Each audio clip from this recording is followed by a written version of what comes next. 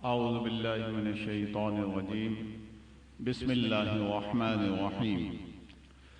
ہر ماہ کے دوسرے اتوار کو فکری موضوعات کا بحر ذخار۔ اس ماہ کا موضوع میڈیا کا مثبت اور منفی کردار، جس کی آج نشست نمبر 2 منعقد ہو رہی ہے۔ دور حاضر میں میڈیا کی اہمیت۔ نمبر 2، کیا الیکٹرانک میڈیا مطلقاً حرام ہے؟ نمبر 3، میڈیا کے ذریعے اسلامی تشخص کیسے تباہ کیا جا رہا ہے؟ نمبر 4، کیا جدید دنیا میں جنگیں میدان جنگ کے بجائے میڈیا پر لڑی جا رہی ہیں؟ نمبر 5، عالمی سطح پر یہودی لابی کا ہر قسم کے میڈیا پر قبضہ مسلم دنیا کو کیا پیغام دے رہا ہے؟ نمبر 6، حال ہی میں بنائی جانے والی ایک فلم میں اسلامی شعائر اور ضروریات دین کا مذاق کیسے اڑایا گیا ہے؟ آئیے اس ماہ کے فکری موضوع کی تہ بتہ کتیوں کو سلجھانے کے لیے تشریف لائیے۔ آج اتوار 9 ستمبر 2007 11:30 بجے دن بمقام القرآن کورسز سینٹر بالمقابل شاہین گراؤنڈ نزد ٹوسو اسنیکس نزد بہادر آباد چرنگی کراچی، جہاں داعی قرآن جناب مولانا محمد اسلم شیخوپوری صاحب مذکورہ موضوع پر درس قرآن کریم دیں گے انشاءاللہ تعالی۔ آئیے سنیں مولانا کیا ارشاد فرماتے ہیں۔ والصلاة والسلام على من لا نبي بعد۔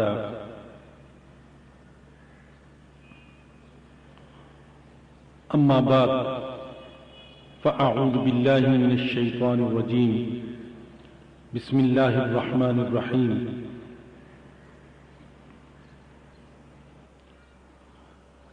یا ایہا الرسول بلغ ما انزل الیک من ربک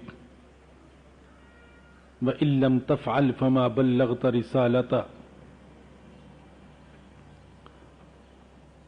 وَاللَّهُ يَعْصِمُكَ مِنَ النَّاسِ إِنَّ اللَّهَ لَا يَهْدِي الْقَوْمَ الْكَافِرِينَ۔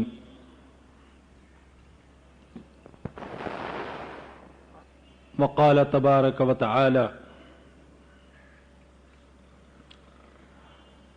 أعوذ بالله من الشيطان الرجيم، كنتم خير أمة أخرجت للناس تأمرون بالمعروف وتنهون عن المنكر وتؤمنون۔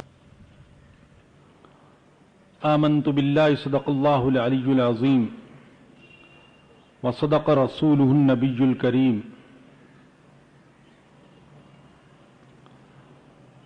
میرے اسلامی بھائیوں اور بہنوں،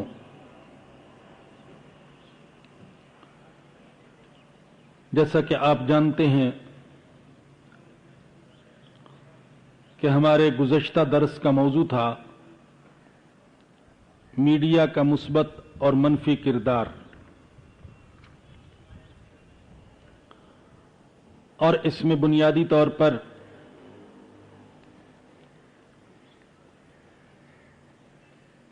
تین عنوانات پر اپنی گزارشات آپ کے سامنے پیش کرنا مقصد تھا۔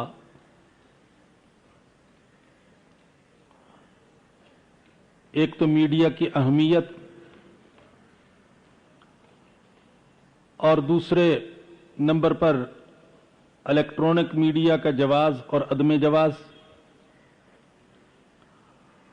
اور تیسرے نمبر پر فلم جس کی آج کل سرکاری سطح پر سرپرستی کی جا رہی ہے، اور جس کی تشہیر پر یقیناً لاکھوں اور کروڑوں روپیہ خرچ کیا جا رہا ہے، اور جس میں مسلمانوں کو گمراہ کرنے والا اور علماء سے بدظن کرنے والا بہت سارا مواد شامل ہے۔ یہ 3 عنوانات تھے جن کے حوالے سے خیال تھا کہ بات کی جائے، مگر ہمارے دوستوں کا مشورہ ہوا کہ پہلے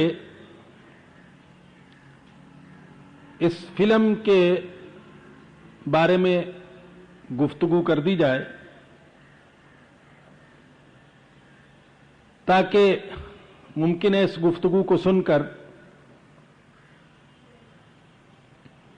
ہمارا کوئی بزرگ، کوئی دوست، کوئی بہن، کوئی بیٹی اس فلم میں کیے گئے زہریلے پروپیگنڈے سے اپنے آپ کو محفوظ رکھ سکے۔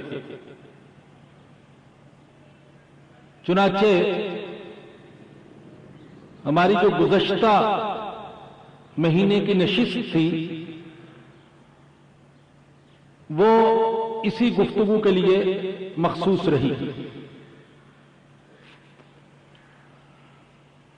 اور ہمارے ساتھیوں نے اس کی کیسٹ اور سی ڈی بھی تیار کر لی ہے جسے وہ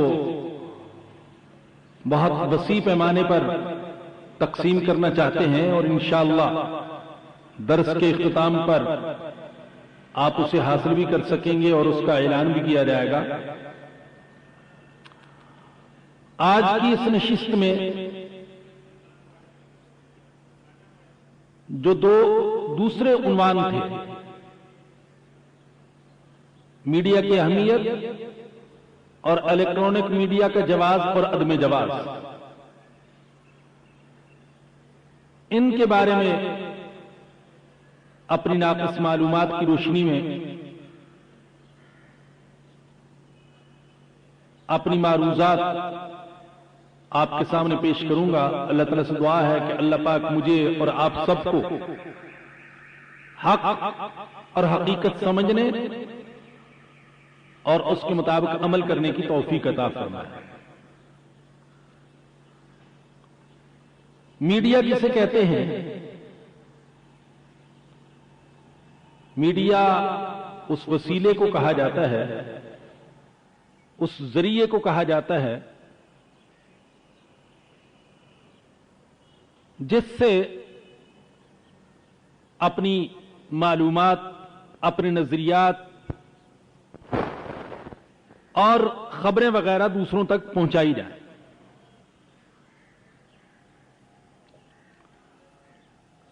وہ وسیلہ جس کے ذریعے سے اپنے نظریات، اپنے خیالات، اپنے عقائد، اپنی معلومات اور خبریں وغیرہ دوسروں تک پہنچائی جا سکتی ہیں، یہ وسیلہ ہر دور میں مختلف رہا ہے، لیکن رہا ہر دور میں۔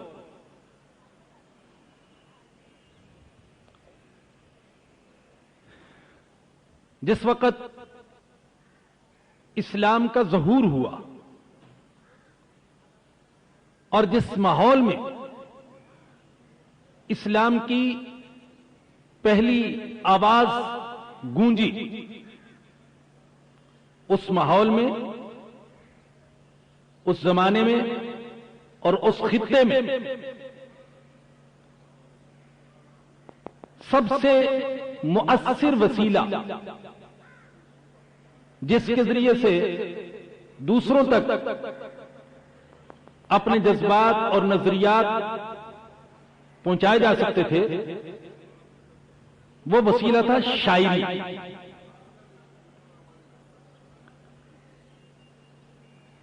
کوئی اچھا شعر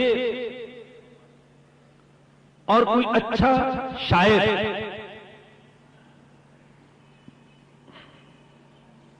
اس دور میں، جبکہ برقی آلات نہیں تھے، نہ اخبار، نہ رسالے، نہ ریڈیو،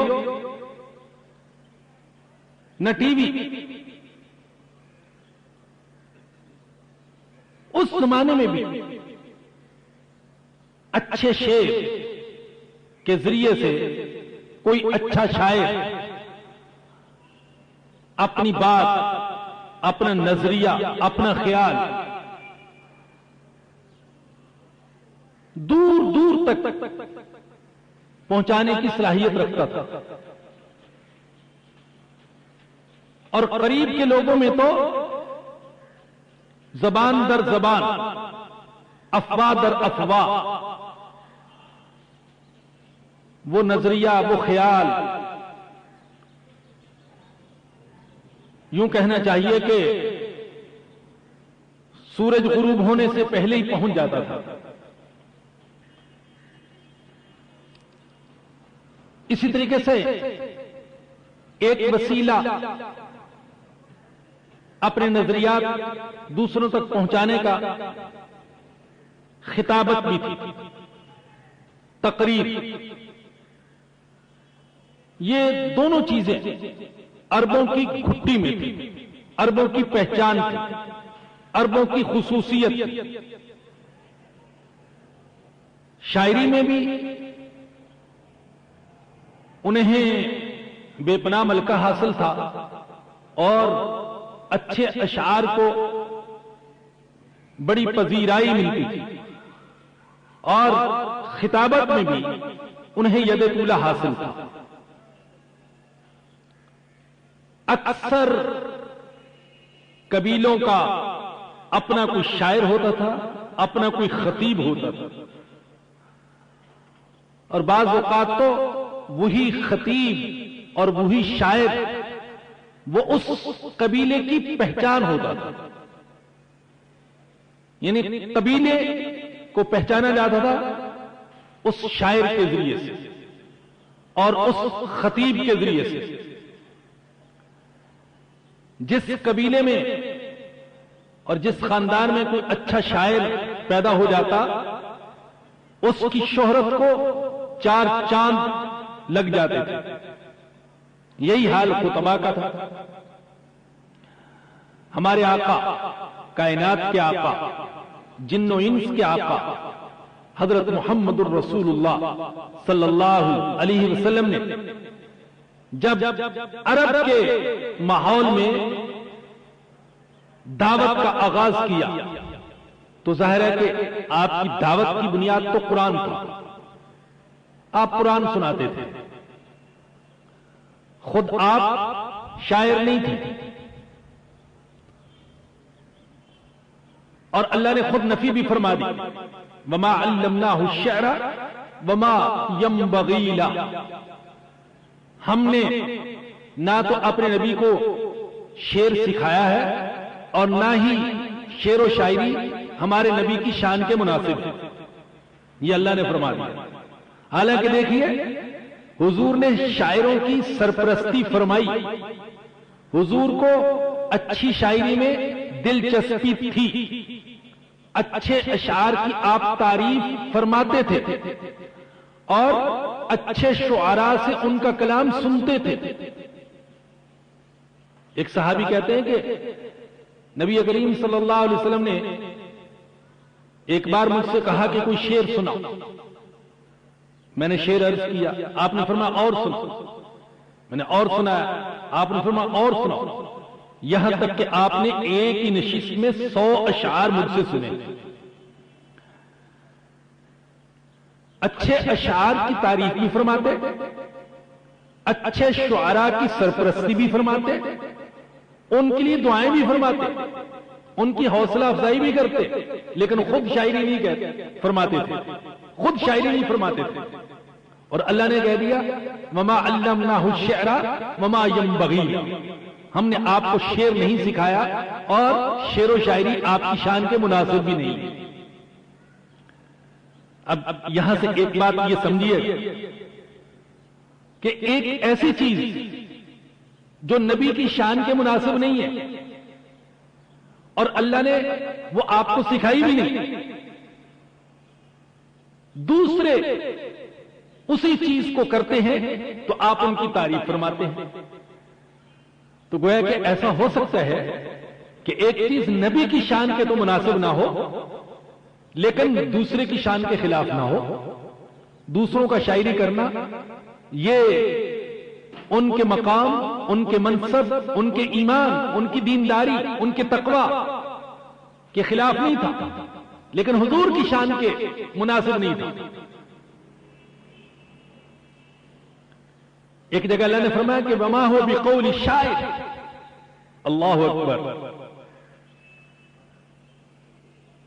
ایک دفعہ غالباً سیدنا عمر بن خطاب رضی اللہ تعالیٰ عنہ وہ کہتے ہیں، یا کوئی دوسرے صاحب تھے، اسلام قبول کرنے سے پہلے کی بات ہے، کہ میرے دل میں خیال آیا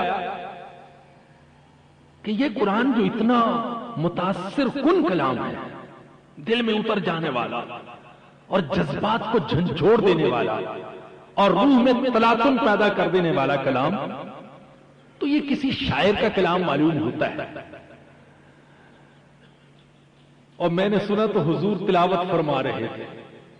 ادھر میرے دل میں خیال آیا اور ادھر میں نے سنا کہ حضور تلاوت فرما رہے تھے. کیا؟ فلا اقسم بما تبصرون وما لا تبصرون انه لقول رسول کریم. میں اللہ ان چیزوں کی بھی قسم کھاتا ہوں جن کو تم دیکھ سکتے ہو اور ان چیزوں کی بھی قسم کھاتا ہوں جن کو تم نہیں دیکھ سکتے ہو. یہ رسول کریم کا کلام ہے. وما هو بقول شاعر.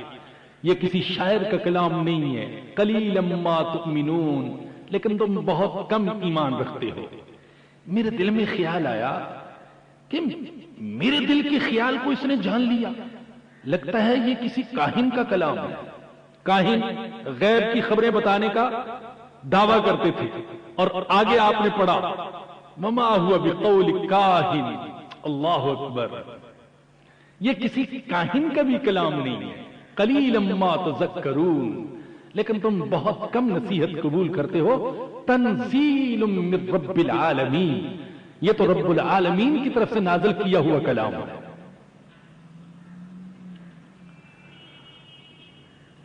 اسی طریقے سے اللہ نے قرآن کریم میں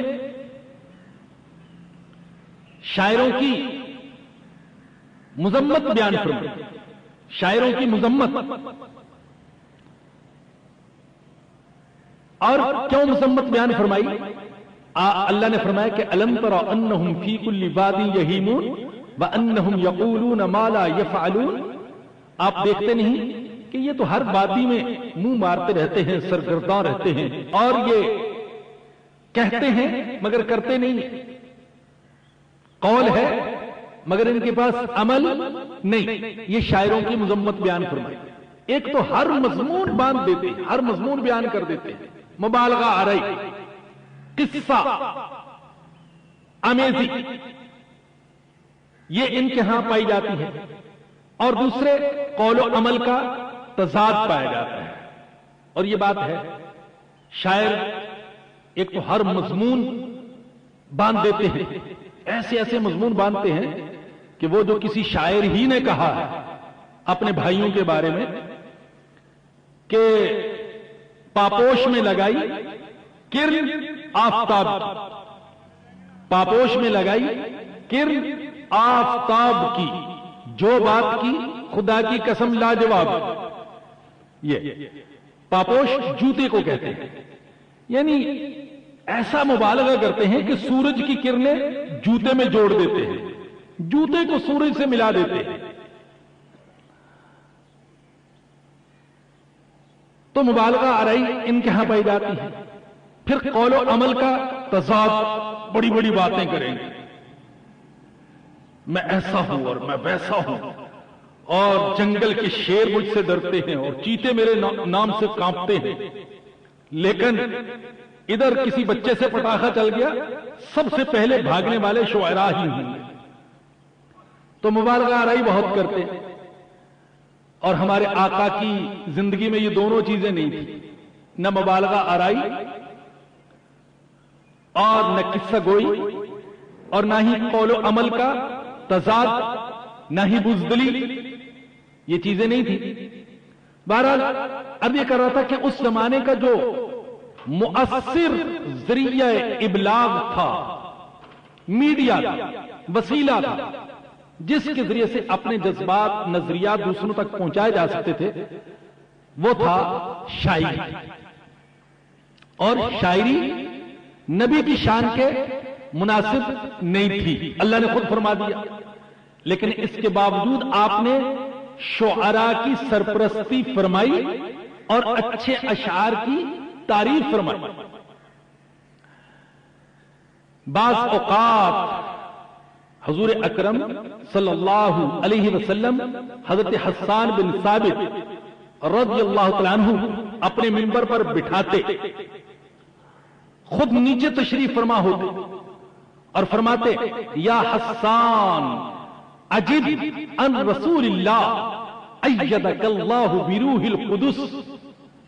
اے حسان، یہ دشمنان دین، یہ دشمنان خدا، یہ دشمنان رسول، اللہ کے رسول پر جو بے بنیاد اعتراضات کرتے ہیں، اے حسان تم ان کا جواب دو، تم ان کا جواب دو. ایدک اللہ بروح القدس، میں دعا کرتا ہوں کہ اللہ روح القدس کے ذریعے سے تمہاری تائید فرمائے.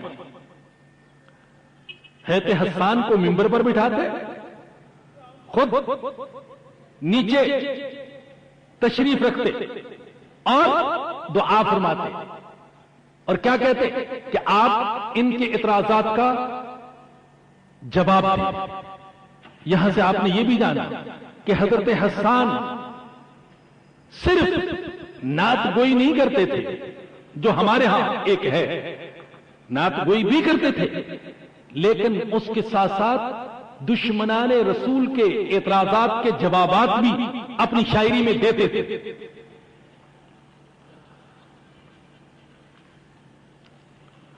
اسی طریقے سے حضرت عبداللہ بن رواحہ رضی اللہ تعالیٰ عنہ یہ بھی دربار رسالت کے مشہور شاعر تھے.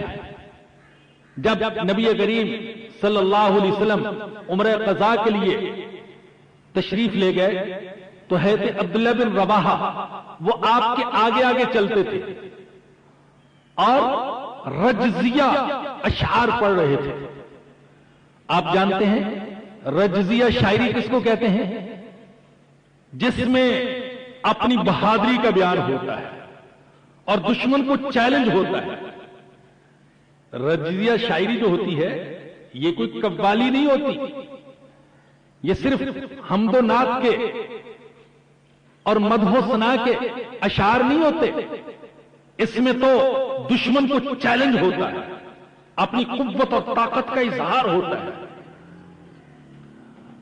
اور یاد رکھیں کہ بڑے بڑے بولنا، بڑی باتیں کرنا اور اپنی تعریف کرنا اور اپنی بڑائی بیان کرنا یہ قابل مذمت ہے، لیکن کافروں اور مشرکوں کو مرعوب کرنے کے لیے اپنی بڑائی بیان کرنا یہ قابل تعریف ہے. چیز ایک ہی ہے، اپنی بڑائی بیان کرنا، اپنی شجاعت کا بیان، اپنی سخاوت کا بیان، اپنی طاقت کا بیان اور اپنی جنگی صلاحیت کا بیان اور دشمن کی کمزوری کا بیان. اگر یہ کبر کی بنا پر ہو، فخر کی بنا پر ہو، غرور کی بنا پر ہو تو غلط. لیکن اگر دشمنان دین کو مرعوب کرنے کے لیے ہو اور اسلام کی برتری اور مسلمانوں کے اندر خود اعتمادی پیدا کرنے کے لیے ہو تو یہ چیز صحیح ہے. مسلمانوں کے اندر خود اعتمادی پیدا ہو کفر کے مقابلے میں. اگر ہر وقت کفر کے مقابلے میں سر جھکا کر ہی رکھا جائے تو پھر مسلمانوں کے اندر خود اعتمادی پیدا نہیں ہو سکے. ان کی گردنیں کفار کے سامنے جھکی رہیں. تو حضرت عبداللہ بن رواحہ جو تھے وہ حضور اقدس صلی اللہ علیہ وسلم کے آگے آگے رجزیہ اشعار پڑھ رہے تھے. ہے تو عمر نے تنبیہ فرمائی، عبداللہ کیا کر رہے ہو؟ یہ شاعری اور حضور کے سامنے، یہ شاعری حضور کے سامنے، رجزیہ شاعری اپنی جرت، اپنی طاقت، اپنی شجاعت اور اپنی بہادری کا بیان اور دشمن کو چیلنج. نبی کریم صلی اللہ علیہ وسلم نے حضرت عمر کی ناراضگی اور تنبیہ کو سنا تو آپ نے فرمایا کہ عمر، عبداللہ کو چھوڑ دو، تم نہیں جانتے ان کی یہ شاعری دین کے دشمنوں پر تیر اندازی سے بھی زیادہ اثر کرتی ہے.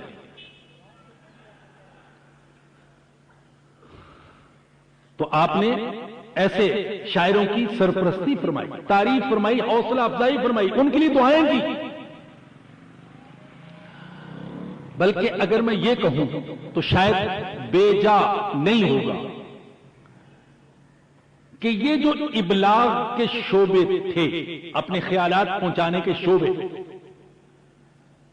یا آسانی کے لیے کہہ دیتا ہوں کہ میڈیا، یہ جو اس وقت کا میڈیا تھا، شاعری تھی یا خطابت تھی، مسلمان اس شعبوں میں غیر مسلموں سے ایڈوانس تھے، آگے تھے. یہ دعویٰ بلا دلیل نہیں ہے کہ میں نے ایسی بات کہہ دی. احادیث سے ثابت ہے کہ ایک قبیلے نے مسلمانوں کو چیلنج دیا شاعری اور خطابت میں، شاعری اور خطابت میں چیلنج دیا، اور ساتھ یہ بھی کہہ دیا کہ اگر مسلمان شعراء اور خطیبوں نے ہمیں شکست دے دی شاعری میں اور خطابت میں تو ہم اسلام قبول کر لیں گے.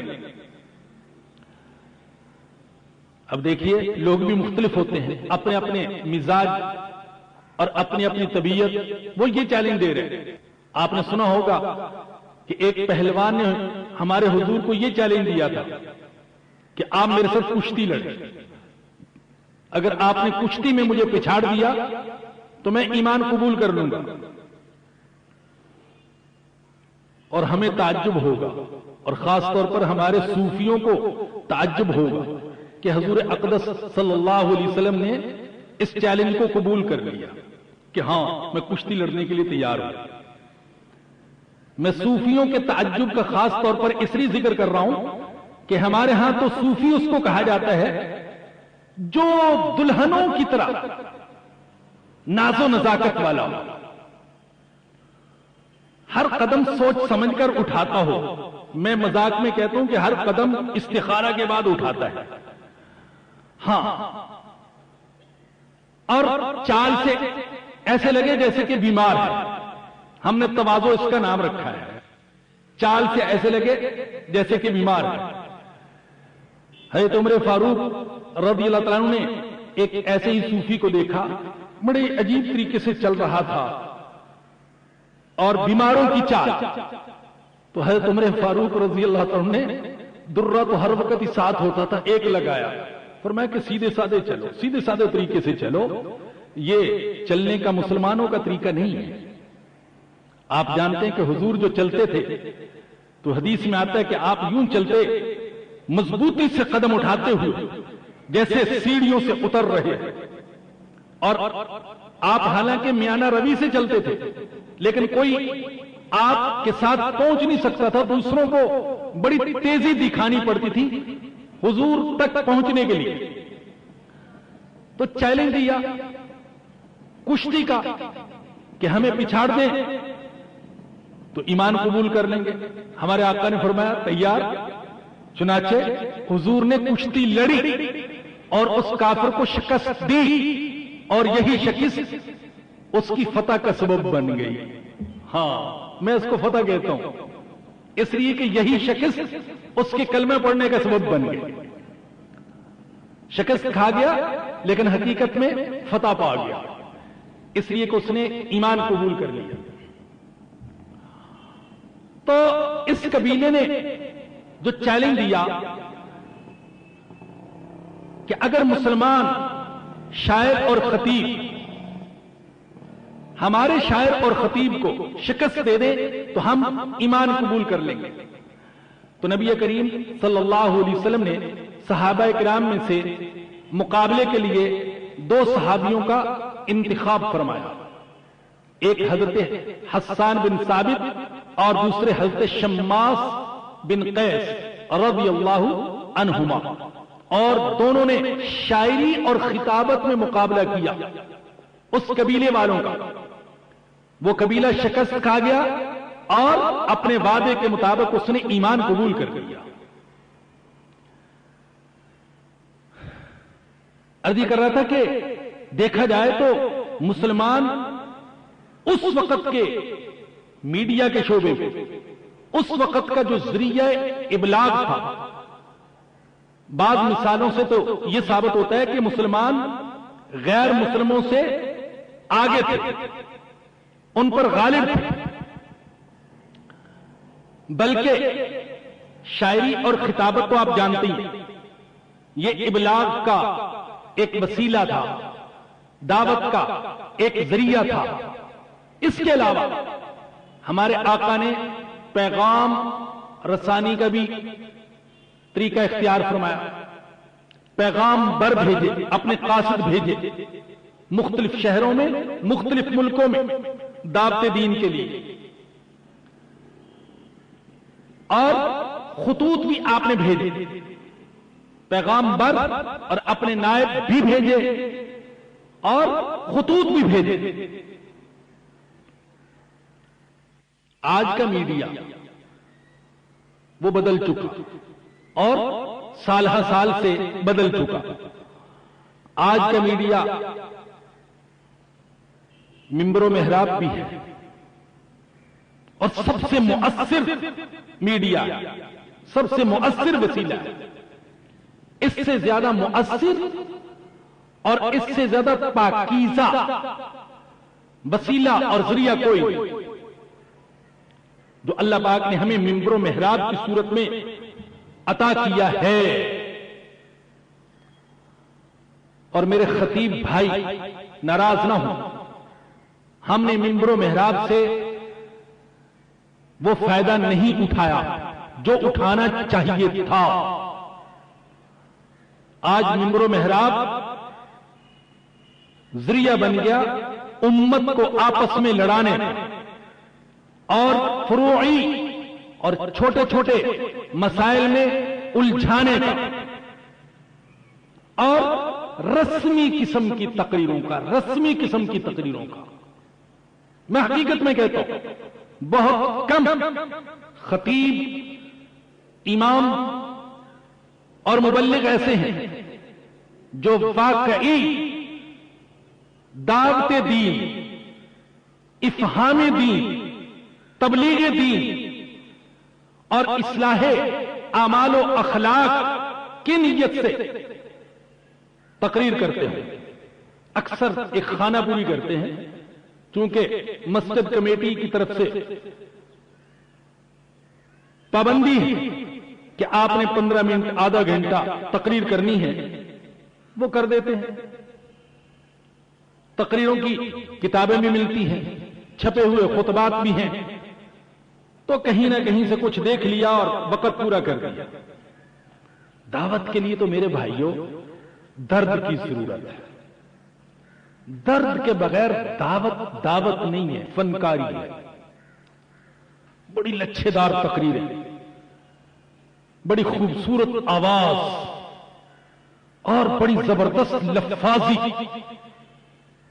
بیان میں ایسی فصاحت، ایسی سلاست، ایسی روانی کہ مجمع اش کر اٹھے۔ لیکن اش کرتے ہیں، زندگی کسی کی نہیں بدلتی، دل کسی کا نہیں بدلتا۔ نعرے خوب لگاتے ہیں، ہنستے بھی ہیں، رو بھی پڑتے ہیں، سبحان اللہ ماشاء اللہ کی آوازیں بھی آتی ہیں، اور مختلف جگہ جانے کا اتفاق ہوتا ہے۔ بالخصوص ہمارے جو پنجاب کے خطیب ہیں اور جو بھی پیشہ ور اور عوامی خطیب ہیں، وہ تو زبردستی نعرے لگوا لیتے ہیں۔ بلکہ میں نے ایسوں کو بھی دیکھا جو خود ہی اپنا نعرہ لگا لیتے ہیں۔ آپ کو تعجب ہوگا، ایسے صاحب کو دیکھا جو خود اپنا نعرہ لگواتے ہیں، حضرت مولانا فلاں اپنا نام لے کر، تو کہتے ہیں زندہ باد، اور مجبور کرتے ہیں۔ ابھی میں 2-4 روز پہلے فیصل آباد میں تھا، تو خطیب صاحب نے کوئی بات کہی، تو پھر انہوں نے کہا کہ جس کے دل میں ایمان ہے اور جس کے منہ میں زبان ہے وہ کہے ماشاءاللہ۔ اب بتائیے کون ہے جو کہے گا کہ میرے دل میں ایمان نہیں ہے اور میرے منہ میں زبان نہیں ہے؟ اب وہ کہہ رہا ہے کہو ماشاءاللہ۔ ارے تم تو کھانا نہیں کھا کر آئے، یہ کیا ماشاءاللہ کا؟ اور زور سے، اور زور سے، تو وہ پورا زور لگواتے ہیں۔ ان کے بعد میں نے جو بیان کیا تو میں نے کہا بھائی مجھے نہ نعروں کی توقع ہے، نہ کوئی نعرہ لگائے، نہ ماشاءاللہ سبحان اللہ کہلواتا ہوں اور نہ انتظار میں ہوں گا، بس دین کی بات سننے سیدھے سادے انداز میں سمجھ میں آ جائے تو عمل کر لیجئے گا۔ تو عرض کر رہا تھا کہ سب سے مؤثر اور پاکیزہ ذریعہ ابلاغ، مقام ابلاغ، میڈیا میں ہی سمجھتا ہوں وہ منبر و محراب، اس سے زیادہ پاکیزہ اور مؤثر وسیلہ اور ذریعہ، مگر کچھ ہماری رسمی تقریروں کی وجہ سے، قصے کہانیوں کی وجہ سے، بے بنیاد باتوں کی وجہ سے، فرقہ وارانہ مسائل کی وجہ سے، اور کچھ دین سے دوری کی وجہ سے آج صورت یہ ہے کہ میں دیکھتا ہوں کہ اکثر مسجدوں میں در و دیوار ہی کو تقریریں سنائی جاتی ہیں، سامعین نہیں ہوتے۔ لوگ آتے ہیں آخری 5 منٹ میں، باقی 25 منٹ زیادہ تر یا تو ہمارے ایسے بزرگ جن کو اور کوئی کام ہی نہیں ہے وہ آ کے بیٹھ گئے، یا پھر در و دیوار ہوتے ہیں سننے والے، ورنہ سمجھنے والا مجمع وہ آتا ہی نہیں ہے۔ اللہ ہمیں ہدایت دے۔ مؤثر تو یہ ہے، اس کے علاوہ بھی آج کے زمانے میں بہت سے وہ ذرائع ابلاغ ہیں، میڈیا ہے، ان میں اخبار بھی ہیں، ان میں رسائل بھی ہیں، ان میں ریڈیو بھی ہے، ان میں انٹرنیٹ بھی ہے، اور ان میں ٹی وی بھی ہے۔ یہ سب میڈیا ہے، اور حقیقت یہ ہے کہ آج کل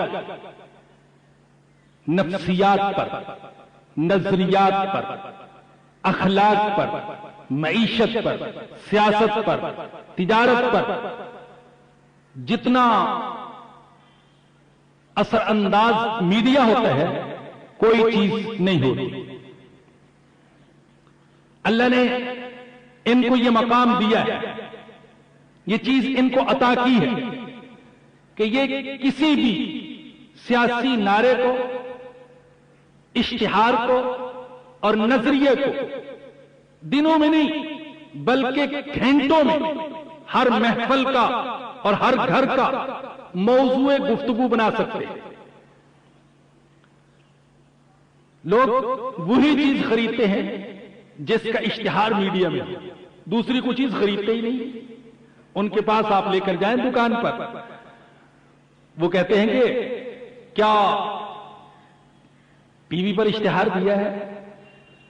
اشتہار دیا تو ہم رکھ لیتے ہیں، اس لیے کہ اگر ٹی وی پر اشتہار آ گیا تو خوبصورت پیکنگ میں مٹی بھی ہوگی تو بک جائے، اور اگر اشتہار نہیں ہے تو پھر اچھی چیز بھی فروخت نہیں ہوگی۔ تو سب سے زیادہ اثر انداز میرے خیال میں مادی چیزوں میں، میرے الفاظ پر غور کیجیے گا اس لیے کہ الفاظ کے غلط معانی نکالنے والے بھی بہت ہوتے ہیں۔ مادی چیزوں میں نہ ایٹم بم میں وہ طاقت ہے، نہ راکٹ میں وہ طاقت ہے، نہ میزائل میں وہ طاقت ہے، اور نہ ٹینک اور نہ آبدوز اور توپوں میں وہ طاقت ہے جو میڈیا میں طاقت ہے۔ میں مادی چیزوں کی بات کر رہا ہوں۔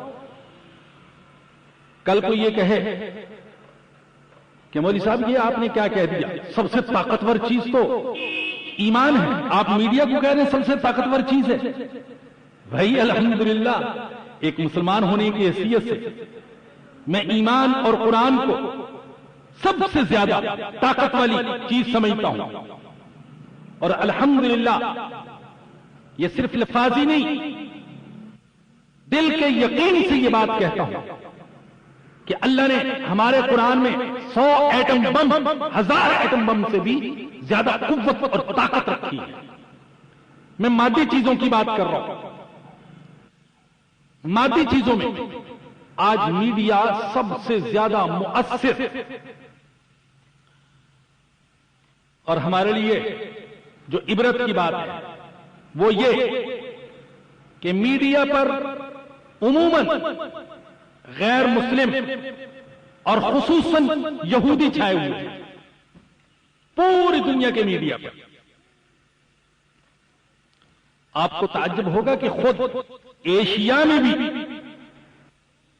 جو میڈیا ہے اور بہت سے چینل ہیں ان کے پسے پشت یہودی سرمایہ ہی کار فرما ہے.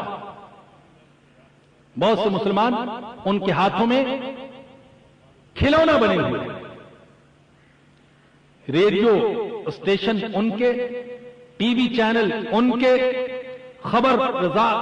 خبر رساں ایجنسیاں جن سے ہمارے اخبارات مواد لیتے ہیں یہ ان کی، سیٹلائٹ کا نظام ان کا، انٹرنیٹ ان کے قبضے میں.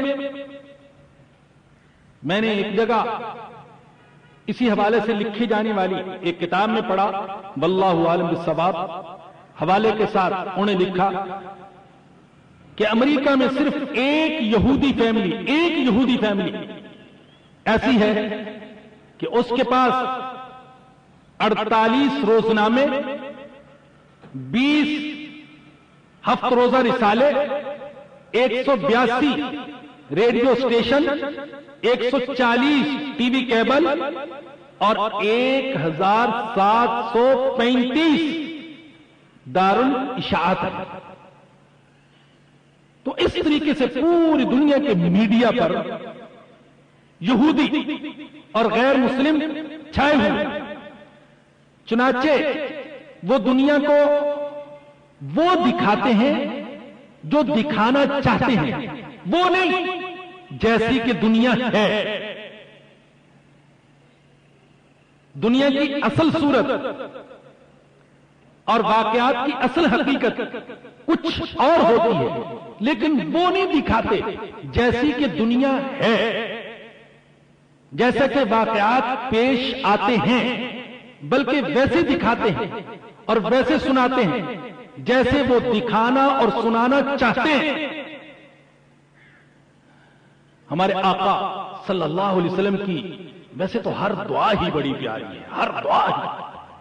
حضور کی دعاؤں سے مناسبت پیدا کیجئے میرے بزرگوں اور دوستوں، میری بہنوں اور بیٹیوں. بالخصوص ماہ مبارک آ رہا ہے، رمضان کا مہینہ، یہ اللہ سے مانگنے کا مہینہ ہے. ہم اس کو کئی چیزوں کا مہینہ کہہ سکتے ہیں. قرآن کا مہینہ ہے، تلاوت کا مہینہ ہے، سخاوت کا مہینہ ہے، عبادت کا مہینہ ہے. لیکن میں سمجھتا ہوں کہ سب سے زیادہ جو نمایاں پہلو ہے اس کا وہ یہ کہ یہ اللہ سے مانگنے کا مہینہ ہے. مانگنا تو سارا سال چاہیے لیکن بالخصوص ماہ مبارک. تو اس مہینے میں تو آپ حضور اکرم صلی اللہ علیہ وسلم کی دعاؤں سے مناسبت ضرور پیدا کیجیے، اور آپ کی دعائیں جو کہ آپ کی مبارک زبان سے نکلی، مبارک الفاظ، مبارک زبان، ان الفاظ کو جو حضور کی مبارک زبان سے نکلے آپ اپنی زبان سے نکالیں تو انشاءاللہ اللہ پاک کی رحمت ضرور متوجہ ہو. لیکن میں جس دعا کی طرف اس وقت متوجہ کر رہا ہوں وہ یہ کہ اللہ کے نبی اللہ سے مانگا کرتے تھے اور ہمیں بھی مانگنا چاہیے.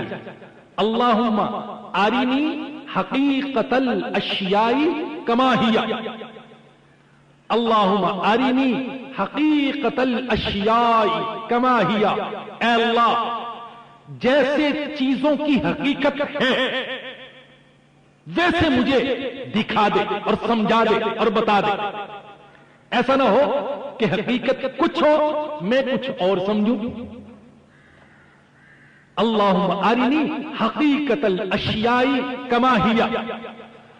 اور اسی طریقے سے وہ دعا تو آپ نے بارہا سنی ہوگی، अल्लाहुम्मा अरिनल हक्क हक्का वर्ज़ुक़ना इत्तिबा व अरिनल बातिला बातिला वर्ज़ुक़।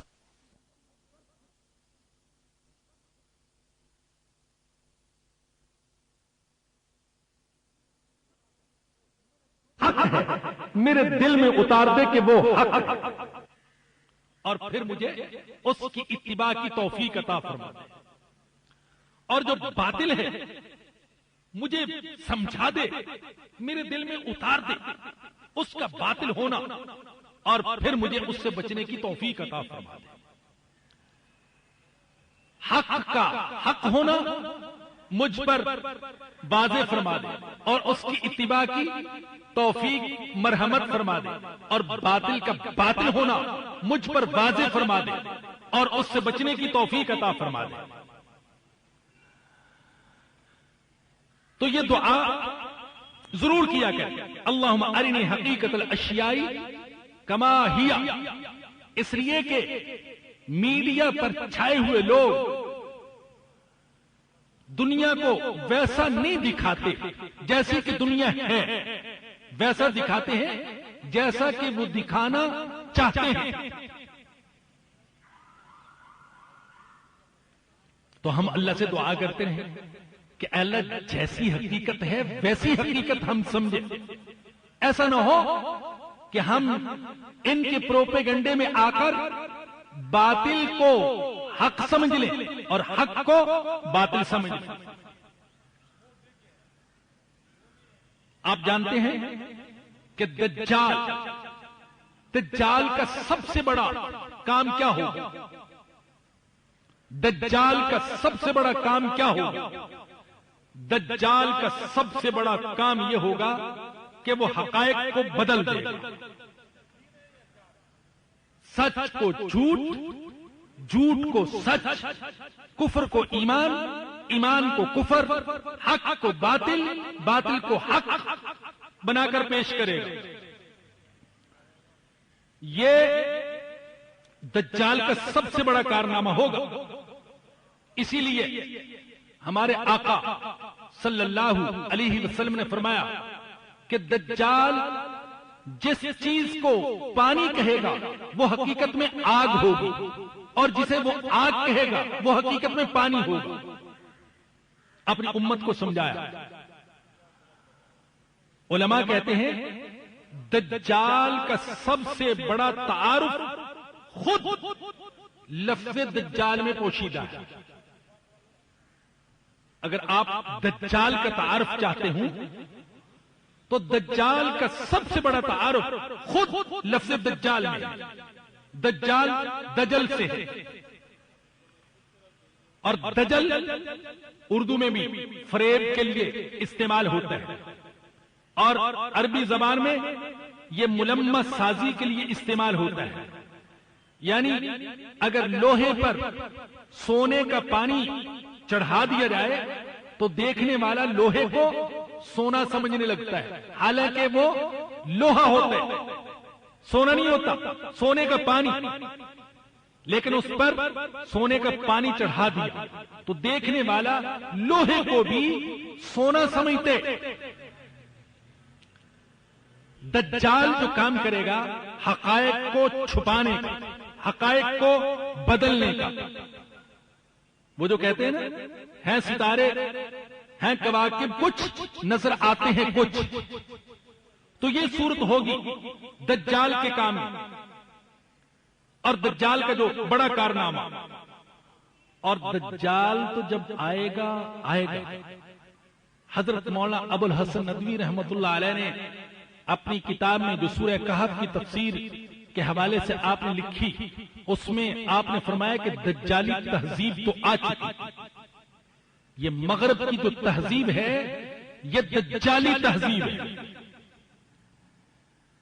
ये जो नारे हैं खुशनुमा नारे, आजादी इजहार, आजादी राय, जमहूरियत, मेयारे जिंदगी, हुकूक निस्वां, आजादी सहाफत, ये बड़े खूबसूरत नारे। झूठ है, झूठ। الفاظ بڑے خوبصورت، لیکن اہل مغرب ان خوبصورت الفاظ کے پردے میں جھوٹ بولتے ہیں، صراحتاً جھوٹ بولتے ہیں۔ نہ یہ حقوق نسواں کے قائل ہیں، نہ آزادی رائے کے قائل ہیں، نہ جمہوریت کے قائل ہیں، نہ آزادی صحافت کے قائل ہیں، جھوٹ بولتے ہیں۔ جمہوریت کی باتیں کرتے ہیں، لیکن آج تک انہوں نے عالم اسلام کے اندر ہمیشہ ڈکٹیٹروں اور آمروں کی سرپرستی کی، ہمیشہ، ہر جگہ۔ کیا مسلمانوں کے مفاد کے لیے؟ نہیں، اپنے مفاد کے لیے۔ ڈکٹیٹروں کی پرورش کرتے ہیں، آمروں کو پالتے ہیں، انہیں ہی برسرے اقتدار دیکھنا چاہتے ہیں۔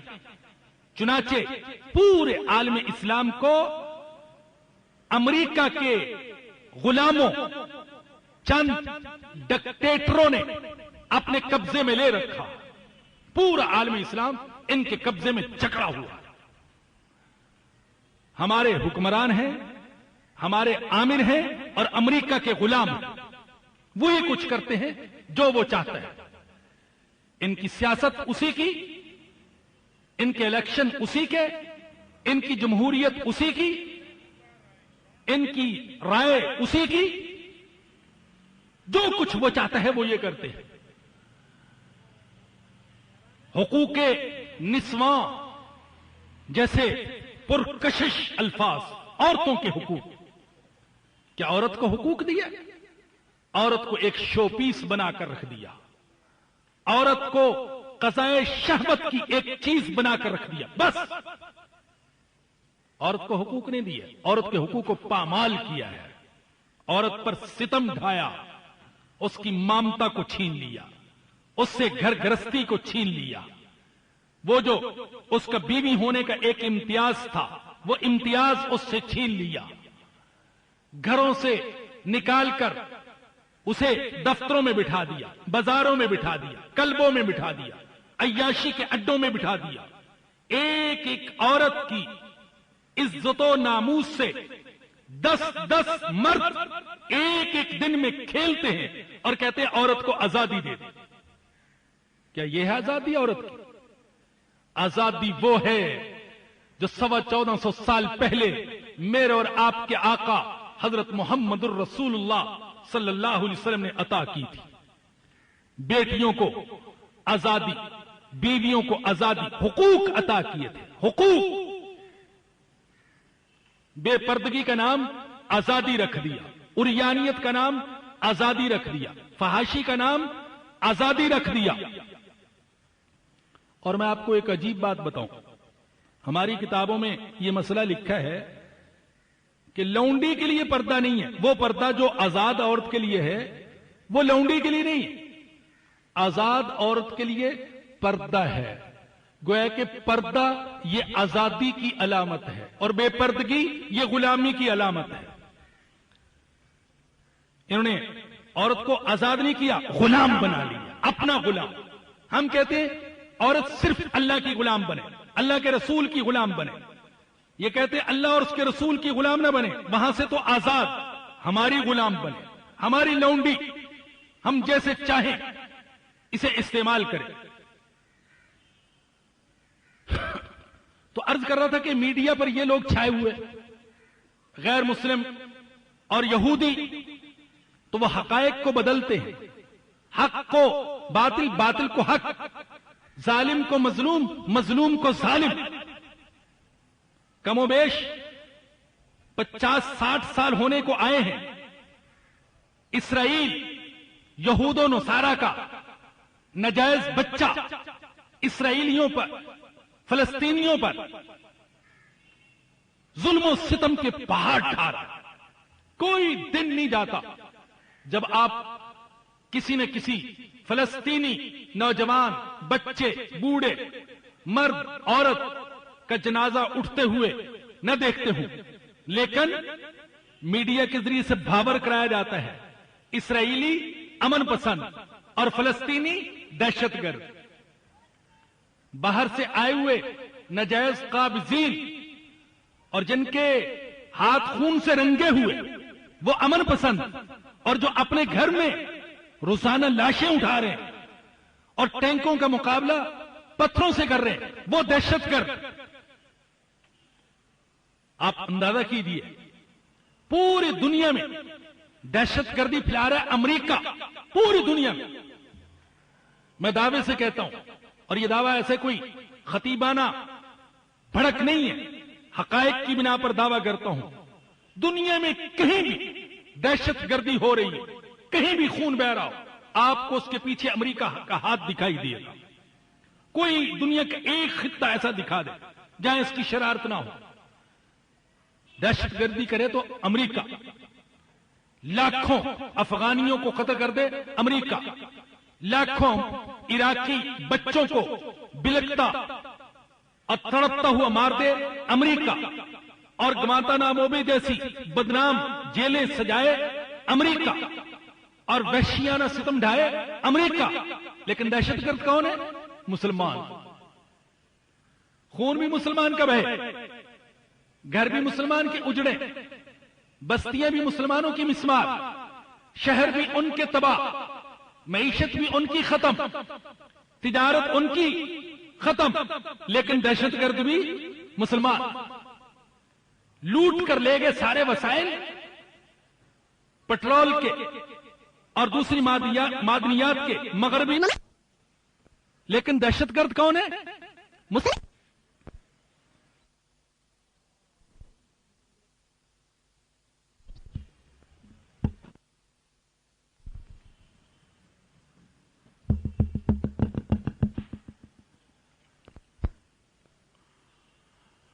اللہ اکبر۔ عرض یہ کر رہا تھا کہ میڈیا اس وقت نفسیات پر، اخلاق پر، معیشت پر، سیاست پر، معاشرت پر، زندگی کے ہر شعبے پر سب سے زیادہ مؤثر، لیکن دکھ سے کہنا پڑتا ہے کہ میڈیا کا مثبت کردار بہت کم ہے اور منفی کردار بہت زیادہ ہے۔ اور یہ شکوہ غیر مسلموں سے نہیں، یہودیوں سے نہیں، عیسائیوں سے نہیں، یہ شکوہ مسلمانوں سے، ہاں مسلمانوں سے۔ مسلمان ممالک میں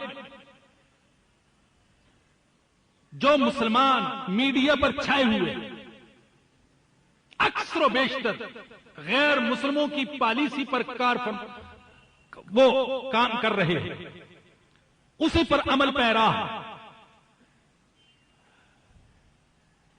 سب سے زیادہ جرائم کو فروغ دینے میں حصہ وہ میڈیا کا، فحاشی اور عریانیت کو پھیلانے میں حصہ وہ میڈیا کا ہے۔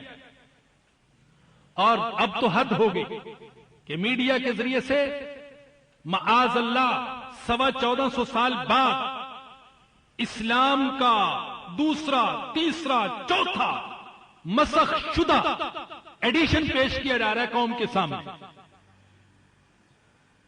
کہ وہ اسلام اور اسلام کی وہ تشریحات جو 1450 سال تک علماء کرتے رہے، وہ فرسودہ تھی، وہ ناکارہ تھی، وہ غلط تھی، اور آج ہم جو تشریحات کر رہے ہیں یہ صحیح ہے۔ اسی میڈیا کے ذریعے سے ٹوپی کا مذاق، پگڑی کا مذاق، داڑھی کا مذاق، نبی کی سنتوں کا مذاق، پردے کا مذاق، کون کون سا اسلامی حکم ہے جس کا مذاق آج کے میڈیا سے نہیں اڑایا جا رہا۔ مثبت کردار بہت کم، منفی کردار زیادہ۔ آج مجھے بتائیے، جیسے پچھلے درس میں بھی بات ہو چکی کہ اس فلم کے اندر موسیقی کا جواز ثابت کرنے کے لیے ایڑی چوٹی کا زور لگایا گیا ہے۔ اس کے لیے قرآن کو بھی بگاڑا گیا، زبور کو بھی بگاڑا گیا، احادیث کو بھی بگاڑا گیا۔ ایڑی چوٹی کا زور لگایا گیا کیا چیز ثابت کرنے کے لیے؟ موسیقی کا جواز. لیکن کیا واقعی آج امت مسلمہ اور پاکستانیوں کا سب سے بڑا مسئلہ یہی ہے کہ موسیقی جائز ہو جائے تو سارے مسائل حل ہو جائیں گے؟ رشوت کا ناسور ہے. کوئی کام رشوت اور سفارش کے بغیر نہیں ہوتا. ہر طرف ظلم و ستم ہے. لیکن کوئی ایسا پروگرام رشوت کے خلاف اور ڈکٹیٹروں کے خلاف اور ظالموں کے خلاف بنایا گیا ہو اور پھر اس کی اس طریقے سے تشہیر کی گئی ہو جیسا کہ اس فلم کی تشہیر کی جا رہی ہے، آپ کو اس کی کوئی مثال پاکستان کی تاریخ میں دکھائی نہیں دے گی. تو ہمارے میڈیا کا بھی زیادہ تر کردار منفی ہے، مثبت نہیں. بگاڑنے میں زیادہ حصہ ہے بجائے اصلاح کے. نوجوانوں کے اخلاق کو بگاڑ دیا، کردار کو بگاڑ دیا. کئی مجرم پکڑے جاتے ہیں، چور، ڈاکو اور قاتل، تو وہ اعتراف کرتے ہیں کہ ہم نے اس جرم کے ارتکاب سے پہلے فلاں فلم اور فلاں ڈرامہ دیکھا تھا، اس سے ہم نے آئیڈیا لیا کہ کس طریقے سے یہ واردات کی جائے. تو جرائم کے پھیلانے میں زیادہ کردار اس کا.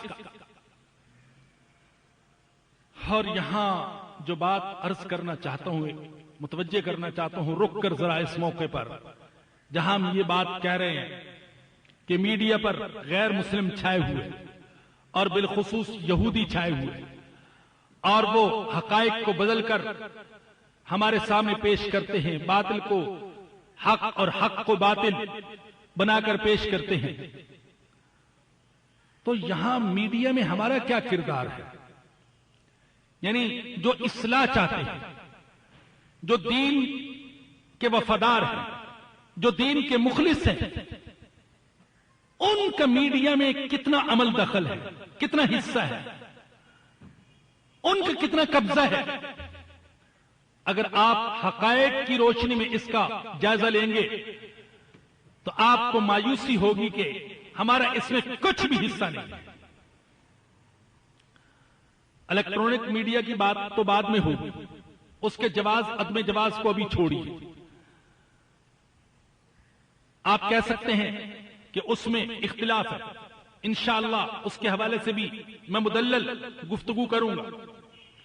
میں اس سے پہلے یہ بات کہنا چاہتا ہوں کہ جو میڈیا جائز ہے، جائز میڈیا میں ہمارا کیا کردار ہے؟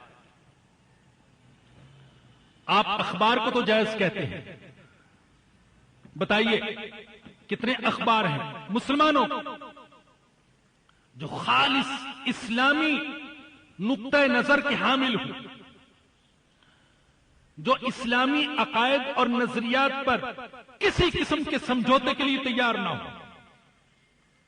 کتنے صحافی ہیں ہمارے پاس، کتنے اخبار ہیں ہمارے پاس. ریڈیو تو جائز ہے، ٹی وی تو ناجائز ہے، ریڈیو تو جائز ہے. آپ بتائیے کتنے ریڈیو اسٹیشن ہیں ہمارے؟ اور بڑی شرم کی بات ہے، پورے پاکستان میں ایسا ریڈیو اسٹیشن جو خالص قرآن و حدیث کی سچی تعلیمات پیش کرنے کے لیے ہو، ایک بھی نہیں. اور آپ کو شرم آئے گی یہ سن کر، ہم سب کو شرم آنی چاہیے. بعض مغربی ممالک جہاں مسلمان اقلیت میں ہیں، وہاں انہوں نے اپنے ریڈیو اسٹیشن قائم کرنے کی کوشش کی. جنوبی افریقہ میں زیادہ سے زیادہ مسلمان 10% ہیں. پہلے کہتے تھے 5% ہیں، اب کچھ آبادی میں اضافہ ہوا ہوگا تو 10%. لیکن ان کے پاس معیاری ریڈیو اسٹیشن ہے جس کے ذریعے سے وہ خبریں، حالات حاضرہ، مسلمانوں کے اجتماعات کے اعلانات اور اسلامی پروگرام اور استفتاء اور افتاء اور سوالات کے جوابات اور قرآن و حدیث کے درس وہ نشر کرتے. تو ریڈیو تو جائز ہے. یہاں ہمارا کیا کردار ہے؟ ہم یہودی پروپیگنڈے کا کیسے مقابلہ کر سکتے ہیں؟ آپ ایک بی بی سی کو لے لیجیے. سال ہا سال ہو گئے، ہم میں سے بہت سے لوگوں کا پورا اعتماد بی بی سی پر ہے. وہ اس کی خبروں کو حرف آخر سمجھتے ہیں، یہ سچ بولتے ہیں. حالانکہ وہ سچ کے پردے میں بہت سارا جھوٹ بھی بولتے ہیں. لیکن ہمارے ماشاءاللہ اللہ ان کو ہدایت دے، جو سرکاری ریڈیو اسٹیشن ہیں اور ٹی وی چینل ہیں، وہاں تو شاید ہی سچ بولا جاتا ہو، شاید ہی سچ بولا جاتا ہو. وہاں تو جو برسر اقتدار ہوتے ہیں وہ کہتے ہیں کہ ریڈیو سے سوائے میری آواز کے اور کوئی آواز نہیں سنائی دینی چاہیے، اور ٹی وی پر سوائے میری تصویر کے اور کوئی تصویر نہیں آنی چاہیے.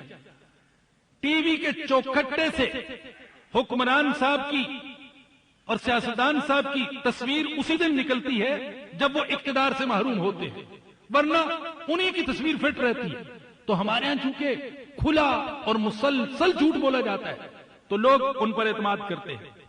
وہ انداز بدل بدل کر، یعنی آج جب کہ بظاہر لوگوں کی نظر میں ریڈیو کی اہمیت کم ہو گئی، ٹی وی کا رجحان زیادہ ہو گیا، آج بھی بی بی سی نے اپنی اہمیت کو ختم نہیں ہونے دیا. ہمارے کتنے ہی اخبار ہیں، انہی سے خبریں لیتے ہیں، ان کے حوالے سے نشر کرتے ہیں، ان کے پروگرام، ان کے تجزیے، ان کے تبصرے، ان کے انٹرویو وہ نشر کرتے ہیں. مجبور ہیں، انہوں نے اپنا معیار رکھا ہوا ہے. آپ بتائیے انٹرنیٹ پر ہماری کیا کارکردگی ہے؟ کم از کم اس کو تو جائز کہا جاتا ہے. انٹرنیٹ تو جائز ہے، یعنی اس کا ایک جائز استعمال بھی ہے، اس کا ایک ناجائز استعمال بھی ہے. میں اس کی بات نہیں کر رہا کہ انٹرنیٹ پر آنے والی ہر الا بلا کو جائز کہہ رہا ہوں. آج انٹرنیٹ تو ٹی وی سے بھی زیادہ خطرناک ہے. جتنی فحاشی انٹرنیٹ پر ہے اتنی ٹی وی پر نہیں ہے، لیکن اس کے استعمال کا ایسا طریقہ بھی ہے جسے سارے علماء جائز کہتے ہیں. لیکن مجھے بتائیے کہ انٹرنیٹ پر ہماری کیا کارکردگی ہے؟ میں نے ایک جگہ دیکھا کہ عیسائیوں کی 2 لاکھ ویب سائٹ ہیں، 2 لاکھ امریکہ میں، 2 لاکھ ویب سائٹ، مذہبی ویب سائٹ، جن کے ذریعے سے وہ عیسائیت کی تبلیغ کرتے ہیں. ہمارے ہاں چند ہزار ویب سائٹ، اور ان میں سے اکثر کا معیار اور کارکردگی ناقابل ذکر. ہر ایک نے رسمی طور پر، بہت سے لوگ ہیں، اس نے بھی اپنی ویب سائٹ بنا لی، اس نے بھی ویب سائٹ بنا لی، اس نے بھی بنا لی، کارکردگی کچھ بھی، معیار کچھ بھی نہیں. ایسا معیار جو دوسروں کو متاثر کر سکے، کوئی پیغام دے سکے، کوئی تازہ مضمون بیان ان کے سامنے پیش کر سکے، ایسا نہیں ہے. بس رسمی طور پر. اور بہت ساری ویب سائٹ تو بنائی گئی ہیں چندہ مانگنے کے لیے، اور ایسی ویب سائٹ بھی ہیں جو بنائی گئی ہیں مذہب کے نام پر، لیکن وہ مذہب کو بگاڑنے کا کام کر رہی ہیں. وہی بات مذہب کا دوسرا ایڈیشن، تیسرا ایڈیشن پیش کرنے کی کوشش کر رہی ہیں. مذہب کا وہ ایڈیشن نہیں جو 1450 سال پہلے ہمارے آقا حضرت محمد الرسول اللہ صلی اللہ علیہ وسلم نے دنیا کے سامنے پیش کیا تھا. ہم ایک چھوٹی سی مثال آپ کو دیتے ہیں کہ اس کے ذریعے سے بھی کتنا کام کیا جا سکتا ہے. الحمدللہ ہمارا جو درس قرآن کا سلسلہ شروع ہوا مدنی مسجد نارتھ ناظم آباد میں، این بلاک میں، تقریباً 4-4.5 سال پہلے، تو ہمارے الحمدللہ ایک مخلص ساتھی ویب سائٹ بنائی درسقرآن.com کے نام سے. الحمدللہ آپ کو یہ سن کر خوشی ہوگی کہ آج اس ویب سائٹ کی قبولیت کا یہ حال ہے کہ دنیا کے 50 ممالک میں تقریباً کم از کم 50 ممالک سے روزانہ 10 سے 20 ہزار افراد اس میں درس قرآن، علماء کے مواعظ اور بیانات سننے کے لیے اور مضامین اور مسائل سیکھنے اور پڑھنے کے لیے آتے ہیں روزانہ۔ الحمدللہ اس کا انہوں نے ایک معیار بنایا، ایک معیار، اور وہ معیار متاثر کن ہے، اس کی بنا پر لوگ آتے ہیں۔ تو اگر اسی طریقے سے کچھ اور بھی کوشش کریں تو کہاں تک اپنے پیغام کو نہیں پہنچایا جا سکتا۔ یقین کریں کہ بعض اوقات دنیا کے ایسے ممالک سے ہمارے پاس ای میل آئے اور فون آئے کہ ہم کبھی سوچ بھی نہیں سکتے، میں تو کم از کم نہیں سوچ سکتا کہ میں وہاں پہنچ کر قرآن سنا سکتا۔ مثلا ایک دفعہ ایک نوجوان نے فون کیا اور آج تک وہ فون مجھے جھنجھوڑتا رہتا ہے، اور میں وہ سنا کر بعض اوقات تھوڑا غیرت کو زندہ کرنے کی کوشش کرتا ہوں۔ اس نوجوان نے چین سے فون کیا، کوئی اردو دان تھا، پاکستان کا یا ہندوستان کا رہتا ہوگا۔ اس نے کہا یہاں میں نے اس طریقے سے درس سنا اور اس سے تعارف ہوا، تو اس نے کہا یہ کہ یہاں ایک خاتون ہے جس سے میں نے انگلش زبان سیکھی اور کچھ مضامین پڑھے۔ اب وہ خاتون مجھ سے یہ کہتی ہے کہ تم مجھے اسلام پڑھاؤ، قرآن پڑھاؤ، مجھے اسلام کے بارے میں بتاؤ۔ تو وہ نوجوان کہہ رہا تھا کہ مولوی صاحب میں تو خود قرآن نہیں جانتا، میں اس کو کیا پڑھاؤں، میں تو خود اسلام کے بارے میں نہیں جانتا، میں اس کو کیا سکھاؤں۔ یقین کریں کہ میرے رونگٹے کھڑے ہو گئے کہ یا اللہ، ان اہل مغرب کے پاس جو کچھ ہے، اچھائی ہے یا برائی، وہ ہمیں دے رہے، لیکن ہمارے پاس جو اچھائی کا، نیکی کا، فلاح کا خزانہ ہے، سرچشمہ ہے، ہم انہیں دینے کے قابل نہیں ہیں۔ ہمارے نوجوان کے اندر یہ صلاحیت نہیں کہ ان کو اچھائی کے اس سرچشمے سے متعارف کرا سکے، قرآن کا نور ان کی طرف منتقل کر سکے، اسلام کی حقیقت ان کو سمجھا سکے۔ ہمارے اندر یہ صلاحیت نہیں۔ کیا آپ میں ایسے نہیں ہیں جن کے پاس اللہ کا دیا ہوا بہت کچھ، اگرچہ بعض لوگوں کی زندگی سب کچھ ہوتے ہوئے ساری زندگی روتے ہوئے گزر جاتی، کچھ نہیں، لیکن خدا را شکر کرنا سیکھیں۔ کتنے ہیں جن کے پاس اللہ کا دیا ہوا بہت کچھ، لیکن اللہ کے دین پر خرچ کرنے کے لیے کچھ نہیں۔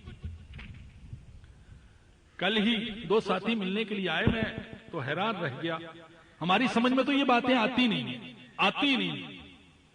میں نام نہیں لیتا، اس وقت ہمارے میڈیا کا سب سے بڑا نام ہے، سب سے بڑا نام۔ تو انہوں نے کہا کہ میں ان کے گھر میں گیا، ان کے گھر میں ان کا کسی حوالے سے بچوں کو پڑھانے وغیرہ کے حوالے سے کچھ آنا جانا ہے، تو ان کے گھر میں گیا تو ان کے شوہر کہتے ہیں میری بیگم کو ذرا سمجھائیں، بہت فضول خرچی شروع کر دی اس نے۔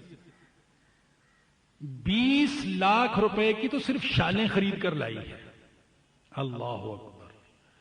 اب ہمارے جیسے کی تو سمجھ میں نہیں آتا کہ یہ حالت 20 لاکھ کی شالیں کیا ہوں گی شالیں، وہ 20 لاکھ کی شالیں خرید کر لائی ہے۔ وہ کہہ رہے ہیں مولوی صاحب اس کو سمجھائیں، اس نے فضول خرچی شروع کر دی ہے، بے تحاشا دولت آ رہی ہے لیکن یوں ہی جاری، اللہ کے دین کے لیے 1 روپیہ نہیں، 1 پیسہ نہیں۔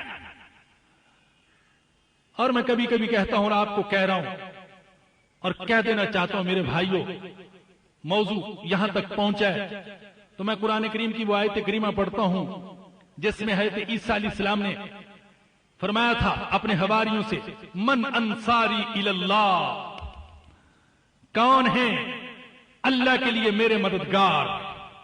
اللہ کے دین کے لیے میری مدد کرنے والے کون ہیں؟ کون ہیں میرے ساتھ دینے والے؟ مجھے تو ایسا لگتا ہے کہ آج ہم سے یہ سوال ہو رہا ہے، ایسا لگتا ہے قرآن سے یہ آواز آ رہی ہے، من انصاری الی اللہ، اور ایسا لگتا ہے کہ مدینہ منورہ سے ہمارے نبی کے روضے سے یہ آواز آ رہی ہے، من انصاری الی اللہ، میں نے تو اپنے دین کے لیے، اللہ کے دین کے لیے سب کچھ قربان کر دیا، ارے تم نے کیا کیا؟ میرا نام لینے والوں اور کلمہ پڑھنے والوں کون ہے آج اس بے بسی کے دور میں، بے کسی کے دور میں اور دین کی غربت کے دور میں کون ہے میری مدد کرنے والا؟ آپ بتائیے، آپ نے انگریزی زبان میں کتنی کتابیں چھاپی، آپ نے فرانسیسی زبان میں کتنی کتابیں چھاپی، کتنے پروگرام پیش کیے ہیں؟ دنیا پیاسی ہے سچائی کی تلاش میں۔ اب دنیا جھوٹ سے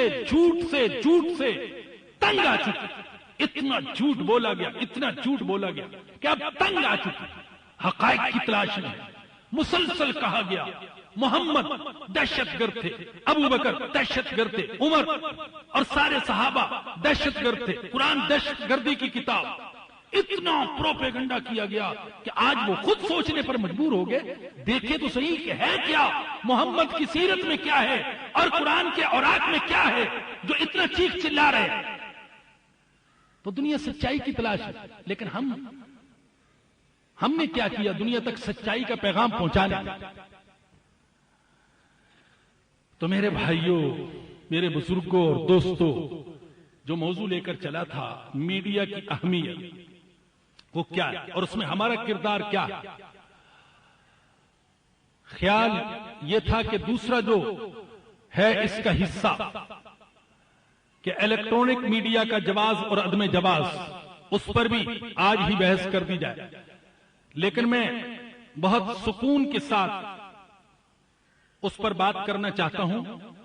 تو آج کی نشست میں اس پر بات نہیں ہو سکے گی، انشاءاللہ اللہ نے فضل فرمایا تو یہاں ہم رمضان کی 20 تاریخ کو اعتکاف سے ایک دن پہلے جمع ہوں گے اور اس میں اس پر انشاءاللہ تفصیل سے بات ہوگی۔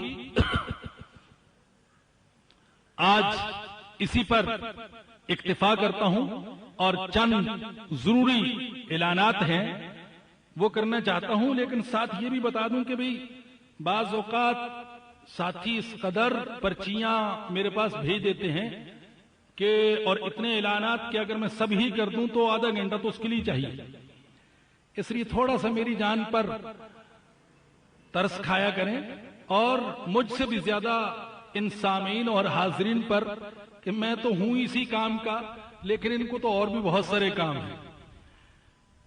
تو ان میں سے ایک اعلان تو یہ ہے کہ بھائی کچھ عرصہ قبل ایک چھوٹا سا رسالہ میں نے لکھا، اس کا ایک ساتھی نے انگریزی میں ترجمہ کیا۔ یہ چند رسالے ہیں جو ساتھی انگریزی سمجھ سکتے ہوں وہ باہر لیتے ہوئے جائیے گا، اور ہمارے کچھ ساتھی ہر رمضان میں خاص طور پر یہ کرتے ہیں کہ کچھ کتابیں خریدتے ہیں بازار سے اور انہیں انتہائی کم قیمت پر کچھ اپنے پاس سے رقم ملا کر سستی سے سستی وہ پیش کرتے ہیں۔ تو آج وہ یہ کتاب لائے ہیں کہ تیرے پراسرار بندے، تو یہ کتاب بھی باہر سے حاصل کیجیے گا اور کتابیں بھی ان سے باری باری وہ آئیں گی انشاءاللہ۔ اس کے علاوہ ایک اہم اعلان یہ ہے کہ یہاں پر جو درس ہوا تھا، پچھلا درس فلم خدا کے لیے، اس حوالے سے تو وہ درس بھی بڑا اہم تھا، اور اس کے ساتھ ایک اور درس تھا اسلامی حدود کے بارے میں، وہ بھی بڑا اہم درس تھا۔ ان دو درسوں کو ہمارے ایک دوست نے اکٹھا کر دیا، ایک 90 منٹ کی ہے اور ایک 60 منٹ کی ہے۔ بازار سے آپ خریدیں گے تو ان میں سے ایک کیسٹ صرف آپ کو 30 روپے ملے گی، انہوں نے ان دونوں کی قیمت 30 روپے رکھی، لیکن شرط یہ لگائی کہ کم از کم 10 کیسٹ یعنی 10 سیٹ خریدیں اور 300 روپے کی، اور مقصد یہ کہ صرف اپنے تک محدود نہ رکھیں، اسے زیادہ سے زیادہ عام کریں، دوسروں تک بھی یہ پیغام پہنچے۔ تو آپ حضرات باہر نکلتے وقت یہ ضرور حاصل کیجئے گا. اور اس کے علاوہ جامع مسجد طبابین کا بہت سے ساتھی ایڈریس پوچھتے رہتے ہیں، تو اس کے ایڈریس کا کارڈ ایک ساتھی نے چھپوا دیا ہے. اس میں اس کا پورا ایڈریس لکھا ہوا ہے اور میری نگرانی میں جو ادارے ہیں ان کا بھی ذکر ہے. تو آپ باہر سے یہ ایڈریس حاصل کر سکتے ہیں. اور یہاں یہ بھی عرض کر دوں، اللہ اگر آپ کو توفیق دے تو مسجد طبابین الحمدللہ 90% تعمیر ہو گئی، 10% کام رہ گیا اور اس وقت قرض سے کام چل رہا ہے. تو وہاں کبھی تشریف لائیں تو جامع مسجد طبابین کی تعمیر میں آپ ضرور تعاون فرمائیے. انشاءاللہ اس کے آخری عشرے میں، رمضان کے آخری عشرے میں وہاں پر تعلیمی اور تربیتی اعتکاف ہوگا پچھلے سال کی طرح. اس کی تفصیل کا موقع نہیں، بہرحال بڑا وہ تعلیمی اور تربیت کا والا اعتکاف ہوگا. اور ایک گزارش خاص طور پر کرنا چاہتا ہوں، یہ مبارک مہینہ آ رہا ہے، مجھے امید ہے انشاءاللہ دینی حضرات اور خواتینی تشریف لاتے ہیں وہ بڑے اہتمام سے اس کو گزاریں گے اور عبادت بھی کریں گے، تلاوت بھی کریں گے، تراویح بھی پڑھیں گے، سخاوت بھی کریں گے، افطار بھی کروائیں گے. ایک گزارش یہ کرنا چاہتا ہوں، اللہ یہ گزارش دلوں میں اتار دے کہ اس رمضان میں سچی توبہ ضرور کریں. کوشش کرو گے نا بھائی، کبیرہ گناہوں سے کم از کم کبیرہ گناہوں سچی توبہ ضرور کریں. اس رمضان کو اپنی زندگی کے بدلنے کا وہ ایک نقطہ بنا لیجئے کہ اس رمضان میں میں اپنی زندگی کا کانٹا بالکل بدل دوں اور کوئی کبیرہ گناہ نہیں کروں. انشاءاللہ کوشش کریں گے نبی. میری بہنیں اور بیٹیاں بھی یہ عزم کر لیں اور انشاءاللہ رمضان میں جب دوبارہ حاضر ہوں گا تو پھر آپ کو یاد کرا دوں گا. یہ یہاں مقامی ہمارے بھائیوں کے کچھ اعلانات ہیں. اس میں یہ کہ اگلے ماہ کے دوسرے اتوار کو عید الفطر ہوگی، اس لیے اگلا خصوصی درس وہ رمضان کے بعد نہیں ہو سکے گا بھائی، بلکہ پچھلے سال کی طرح رمضان مبارک کی 20ویں شب کو یہاں ہوگا. لیکن اس کا موضوع پہلے تو اور متعین کیا گیا تھا، مگر چونکہ یہ نقطہ رہ گیا، انشاءاللہ قرآن کے حوالے سے بھی بات ہوگی، اس لیے کہ ختم قرآن بھی ہوتا ہے اس موقع پر. اور اس کے علاوہ یہ الیکٹرانک میڈیا کا جواز اور عدم جواز، اس پر بھی بات ہوگی. آپ حضرات اور خواتین اس میں ضرور شرکت کے لیے تشریف لائیے گا. رمضان مبارک کی 20ویں شب. نمبر 2، یہاں القرآن کورس سینٹر میں حضرات و خواتین کے لیے نماز تراویح کا اہتمام کیا گیا ہے. تراویح کے بعد روزانہ دین کے اہم مسئلے سیکھیے کے عنوان سے خواتین کے لیے 20 منٹ کی تعلیمی اور تربیتی نشست منعقد ہوگی، جس میں القرآن کورسز کی عالمات تعلیم دیں گے. اس میں بھی شرکت کی جائے اور نماز عشاء 8:15 بجے ہوگی. نمبر 3، القرآن کورس سینٹر میں رمضان مبارک میں خواتین کے لیے ہفتہ میں 3 دن یعنی منگل، بدھ، جمعرات صبح 11 تا 12 ترجمہ و تفسیر قرآن کلاسز کا اہتمام کیا گیا ہے، جس میں سورہ نساء کی تفسیر بیان کی جائے گی. بڑی اہم صورت ہے، ہر خاتون کو اس میں شرکت کرنی چاہیے. نمبر 4، یونین کلب نزد ہل پارک میں حضرات و خواتین کے لیے نماز تراویح ما ترجمہ تفسیر مختصر تفسیر کا اہتمام کیا گیا ہے. جامعہ معہد الخلیل اسلامی بہادر آباد کے شیخ الحدیث مولانا محمد یوسف مدنی صاحب زید امیدہم امام تو تدریس کے فرائض سر انجام دیں گے. تمام حضرات و خواتین سے شرکت کی درخواست ہے. نماز عشاء 8:15 8:30 عالمگیر مسجد عالمگیر روڈ میں رمضان مبارک میں روزانہ بعد نماز عصر جناب مولانا محمد یوسف مدنی صاحب ایک پارہ کا خلاصہ تفسیر بیان فرمائیں گے. تمام حضرات سے شرکت کی درخواست ہے. ہمارے تاج بھائی سپیکر والے جو ہیں ان کی والدہ وہ بھی بیمار ہیں اور سعیدہ آنٹی جو ہیں وہ بیمار ہیں، ان کے لیے صحت دعا فرمائیں کہ اللہ ان کو صحت دے. اور باہر حیا ڈائجسٹ کے خصوصی شمارے دستیاب ہیں، لیتے جائے گا. درود شریف پڑھ کے دعا کریں.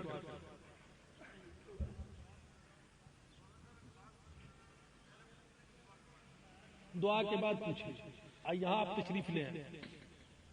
اللہم صل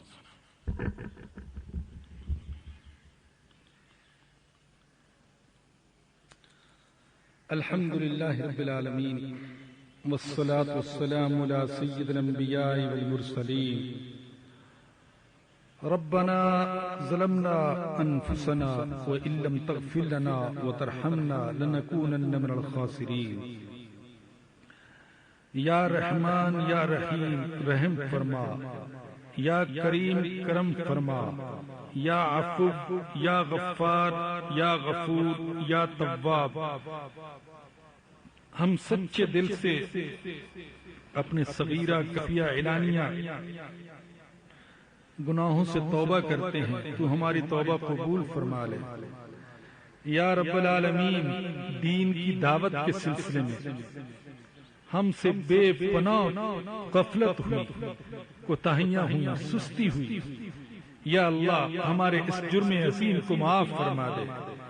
یا اللہ ہمارے دل میں دین کا درد پیدا فرما دے، امت کا درد پیدا فرما دے، انسانیت کا درد پیدا فرما دے۔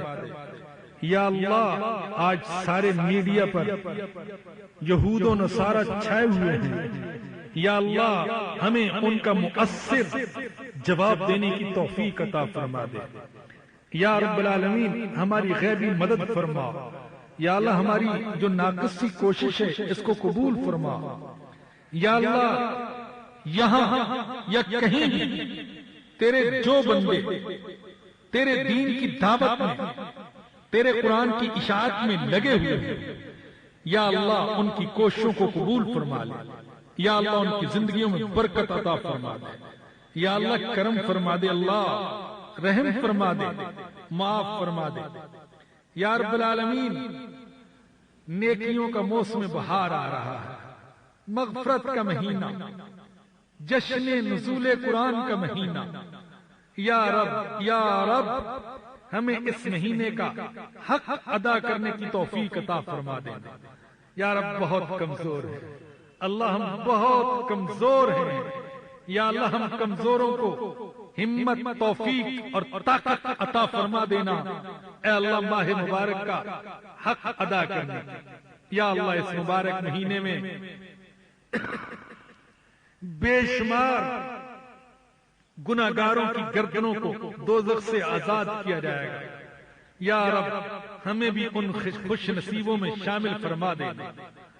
اللہ ہماری گردنیں آزاد فرما دے، ہمارے آباء و اجداد کی گردنیں، ہماری ماؤں کی گردنیں، ہماری ازواج کی گردنیں، ہماری اولادوں کی گردنیں، ہمارے رشتہ داروں کی گردنیں، سارے مسلمان مردوں اور عورتوں کی گردنیں دوزخ سے آزاد فرما دے۔ اللہ اپنے فضل و کرم سے آزاد فرما دے۔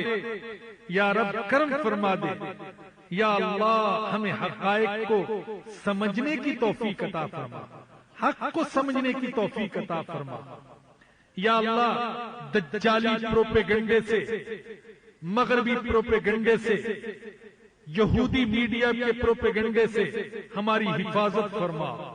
اللہ ہماری نسلوں کی حفاظت فرمانا، اللہ ہمارے ایمان کی حفاظت فرمانا، ہمارے نسلوں کی ایمان کی حفاظت فرمانا۔ اللہ کرم فرما دے، اللہ رحم فرما دے، اللہ معاف فرما دے۔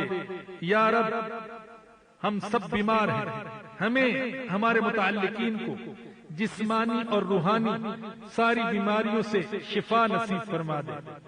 یا اللہ آج کے مجمع میں جتنے بھی حضرات و خواتین تشریف لائے ہیں، سب کی نیک تمناؤں اور جائز ضروریات کو پورا فرما دے، پریشانیوں سے نجات دے دے، گھروں میں محبت کا ماحول پیدا فرما دے، ہمارے گھروں کو یا اللہ قرآن کے گھرانے بنا دے، ایمان کے گھرانے بنا دے، تیرے نبی کی غلامی کے گھرانے بنا دے۔